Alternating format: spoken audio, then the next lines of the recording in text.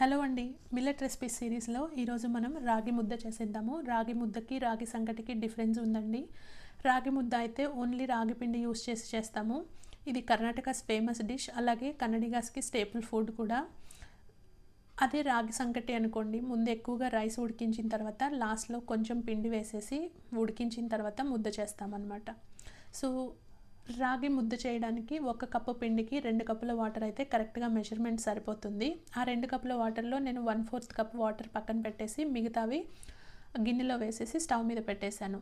ఆ పక్కన పెట్టిన వాటర్లో 1 స్పూన్ రాగి పిండి వేసేసి ఉండలు కట్టకుండా మంచిగా కలిపేసి ఆ స్టవ్ మీద పెట్టిన వాటర్లో వేసేసి అందులోనే 1 స్పూన్ ఉప్పు, 1 స్పూన్ నెయ్యి కూడా వేసేసి ఎక్కడ ఉండలు కట్టకుండా కలుపుతూ అలా బాయిలింగ్ రానించాను అనమాట. అలా బాయిలింగ్ వచ్చిన తర్వాత కూడా ఇంకొక 3 to 5 మినిట్స్ అలానే ఉడికించండి, కొంచెం థిక్గా అవుతుంది. ఆ తర్వాత 1 కప్పు రాగి పిండి వేసేసి అసలు కలపకుండా ఎక్కడ టచ్ చేయకుండా మూత పెట్టేసి 15 to 20 మినిట్స్ సిమ్లోనే ఉడికించాలన్నమాట. ఆ తర్వాత మూత తీసేసి ఏదైనా గంటె కానీ లేదా వుడెన్ స్పాచ్లా కానీ పెట్టేసి కలుపుకుంటే మన రాగి ముద్ద రెడీ అయిపోతుంది. ఇక్కడ నేను యూస్ చేసేది మాత్రం ముద్దకర్ర అంటారు, ఇది బెంగళూరులో ఎక్కడైనా దొరుకుతుంది. ఇదే యూస్ చేయాలనుకుంటే మీ దగ్గర చపాతీ కర్ర ఉంటుంది కదా, దాంతో కూడా చేసేసుకోవచ్చు. అలా కలిపేసిన తర్వాత మూత పెట్టి ఇంకొక 15 మినిట్స్ వదిలేశారంటే అది అంతా సెట్ అయిపోతుంది, చల్లారుతుంది. మీరు ముద్ద చేసుకోవడానికి కూడా ఈజీగా ఉంటుంది.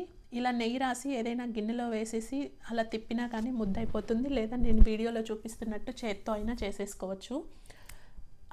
ఈ రాగి ముద్దకి కాంబినేషన్గా నేనైతే పల్లీ చట్నీ చేస్తున్నాను. చాలామంది నాటుకోడి పులుసు లేదా సాంబార్తో తింటారు, అది కూడా బాగుంటుంది. ఈరోజైతే నేను పల్లీ చట్నీతో తింటున్నాను అనమాట. ఈ పల్లీ చట్నీ ముందుగానే పల్లీలు డ్రై రోస్ట్ చేసేసుకొని పక్కన పెట్టేశాను. ఆ తర్వాత ప్యాన్లో 1/2 స్పూన్ ఆయిల్ వేసి పచ్చిమిర్చి కూడా వేయించుకొని ఆ పల్లీలు కూడా వేసి ఒక 2 మినిట్స్ వేయించిన తర్వాత అవి చల్లారడానికి పెట్టేశాను. అవి చల్లారిన తర్వాత మిక్సీ జార్లో వేసేసుకొని పచ్చిమిర్చి, గ్రౌండ్ నట్స్, అలాగే వెల్లుల్లిపాయలు, ఉప్పు, జీలకర్ర అన్నీ వేసేసి కొంచెం కొంచెం వాటర్ యాడ్ చేసుకుంటూ నేనైతే గట్టి చట్నీ చేశాను. మీకు ఒకవేళ పల్చని చట్నీ ఇష్టం అంటే కొంచెం నీళ్ళు ఎక్కువ పోసేసి చేసేసుకోవచ్చు. నచ్చితే వీడియో సబ్స్క్రైబ్ చేసుకోండి. Thank you for watching.